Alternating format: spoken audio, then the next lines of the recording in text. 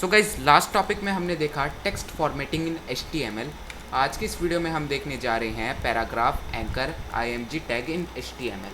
तो मैं यहाँ पे अपने सप्लाइम टेक्स्ट एडिटर को ओपन कर लेता हूँ और एक नई फाइल बनाता हूँ web2.html और यहाँ पे HTML की बॉयलर प्लेट जो है वो जनरेट कर देता हूँ और इसका टाइटल मैं दे देता हूँ वेबसाइट 2 और बस इसे सेव करके राइट क्लिक करके यहाँ पे ओपन इन ब्राउज़र पे क्लिक कर देता हूँ।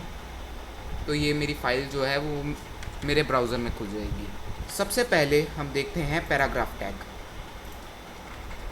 तो आपको सबसे पहले ग्रेटर देन सिंबल लगाना होगा और फिर बाद में P लिखना होगा। तो सप्लाइम टेक्स्ट एडिटर आपको सजेशन देगा कि कौन सा टैग यूज़ करना है। पैराग्राफ टैग ये है, तो मैं यहाँ पे क्लिक कर देता हूँ तो ये ऑटो कंप्लीट हो जाएगा। वैसे अगर मैं P लिखता हूँ और यहाँ पे टैब दबाता हूँ तो भी ये ऑटो कंप्लीट हो ही जाएगा। ओके, अब जैसे मैं इसके अंदर यहाँ पे लिख देता हूँ दिस इज़ द पैराग्राफ और बस यहाँ पे Ctrl+S से इसे सेव करता हूँ और जस्ट यहाँ पे रीलोड करता हूँ तो यहाँ पे आ गया दिस इज़ द पैराग्राफ। लेकिन इसका फ़ायदा क्या हुआ, हम तो इसके बिना भी यहाँ पे लिख सकते थे दिस, यही टेक्स्ट मैं यहाँ पे लिख देता हूँ दिस इज़ द पैराग्राफ।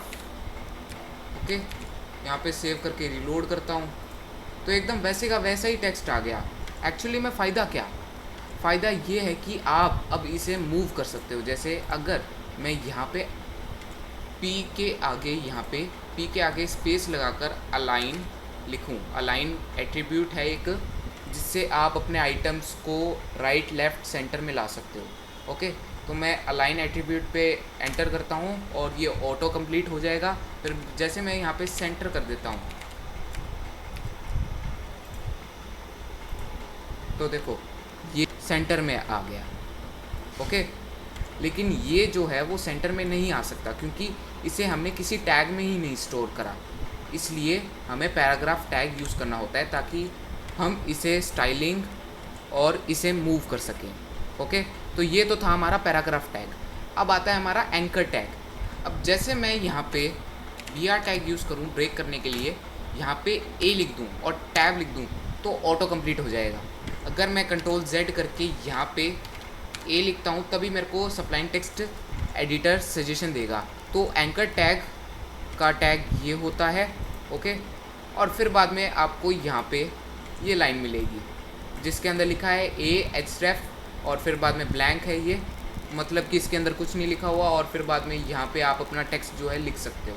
अब देखो, मान लो आप एक वेबसाइट बना रहे हो और आप चाहते हो जब भी यूज़र एक वर्ड पे क्लिक करे, किसी भी वर्ड पे क्लिक करे तो वो किसी वेबसाइट पे चला जाए, जैसे वो google.com में चला जाए या facebook.com में चला जाए। ओके, तो इस तरह के काम करने के लिए हमें एंकर टैग का यूज़ करना होता है। ओके, अब जैसे मैं यहाँ पे लिख देता हूँ गूगल और फिर बाद में किसी का भी आप लिंक डाल सकते हैं, लेकिन लिंक आपको http और फिर बाद में आपको अपना लिंक डालना है। ओके, और यहाँ पे जैसे मैं google.com कर देता हूँ और जस्ट यहाँ पे सेव करता हूँ और ब्राउज़र पे रीलोड करता हूँ तो एक गूगल नाम का एक एंकर टैग आ गया। ओके, अब जैसे मैं इस पर क्लिक करता हूँ तो मैं google.com पे चला जाता हूँ।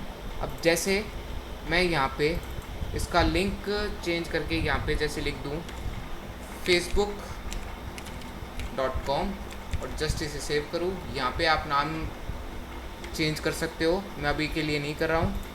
और जस्ट यहाँ पे बैक जाके यहाँ पे रीलोड करता हूँ इसको, अब इसे क्लिक करता हूँ तो फेसबुक पे चला गया मैं। ओके, तो इस तरह से हमारा एंकर टैग काम करता है।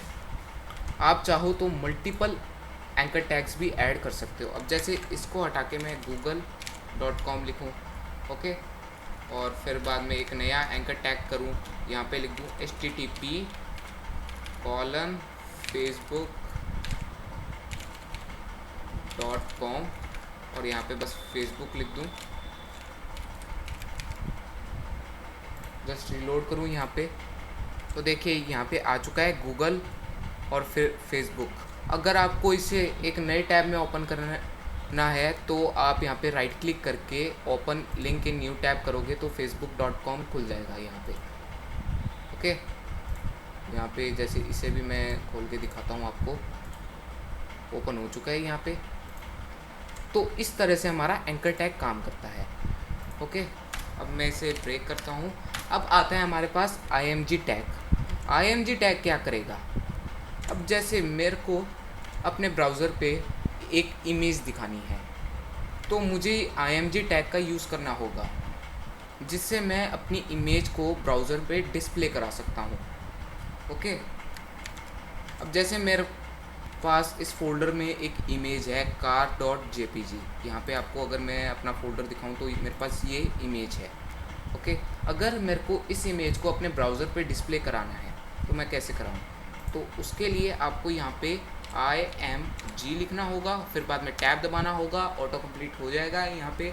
ओके, और फिर बाद में आपको अपने इमेज का नाम देना होगा। मैं यहाँ पे अपनी इमेज का नाम दे देता हूँ और जस्ट इसे सेव करता हूँ, यहाँ पे रीलोड कर देता हूँ। तो इमेज यहाँ पे डिस्प्ले हो चुकी है।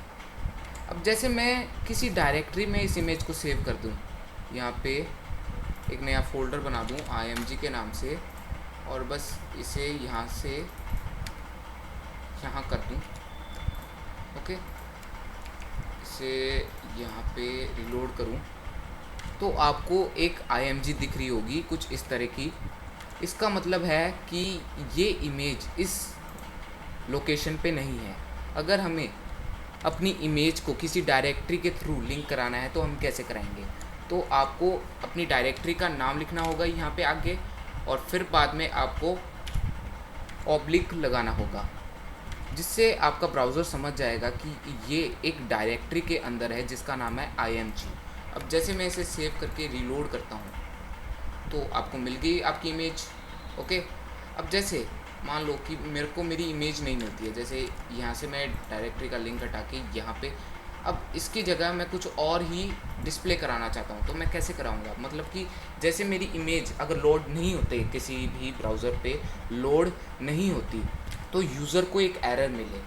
ओके, तो जैसे आप यहाँ पे ALT लगाते हो और फिर बाद में इज इक्वल टू और आप अपनी एरर लिख देते हो। जैसे मैं यहाँ पे लिख देता हूँ error to loading image, Ctrl+S से सेव करता हूँ इसे और जस्ट यहाँ पे रीलोड करता हूँ तो यहाँ पे एक एरर आ चुकी है, error to loading image. Okay, तो इस तरह से आप अपने IMG टैग का यूज़ करते हो। अब मैं यहाँ पे जैसे वापस लिख दूँ IMG तो वापस आ गई इमेज और हमारी एरर चली गई। जब आपकी इमेज डिस्प्ले नहीं होगी यहाँ पे तो आपको ऑल्ट की एरर मिलेगी जो कि आपने इसमें डिफ़ाइन करी है। ओके, अब देखो अगर मैं अपने IMG की विड्थ हाइट सेट करना चाहता हूँ तो वो मैं कैसे करूँगा? ओके, तो उसके लिए IMG में एक विड्थ एट्रीब्यूट होता है जिससे आप अपनी इमेज की विड्थ हाइट सेट कर सकते हो। अब जैसे मैं 450 पिक्सल्स कर दूँ, जस्ट इसे सेव करके रीलोड करूँ तो इसकी विड्थ 450 पिक्सल्स है। अब जैसे मैं आपको यहाँ पे राइट क्लिक करके यहाँ पे इंस्पेक्ट पे क्लिक करके यहाँ पे इसे अगर आप अप एरो की दबाओगे तो इसकी जो विड्थ है वो बड़ी होती जाएगी। ओके, जस्ट मैं इसे स्किप कर रहा हूँ। ओके, और फिर बाद में अगर आपको हाइट बढ़ानी है तो आप हाइट बढ़ा सकते हो। यहाँ पे जस्ट हाइट एट्रीब्यूट का यूज़ करके 300 पिक्सल्स कर देता हूँ। यहाँ पे सेव करके रीलोड करता हूँ तो 300 पिक्सल्स की इसे हाइट मिल गई। तो ये था हमारा paragraph, anchor and IMG tag. So guys, आज की इस वीडियो में हमने देखा paragraph, anchor, IMG tag in HTML। अगली वीडियो में हम देखेंगे टेबल्स इन HTML।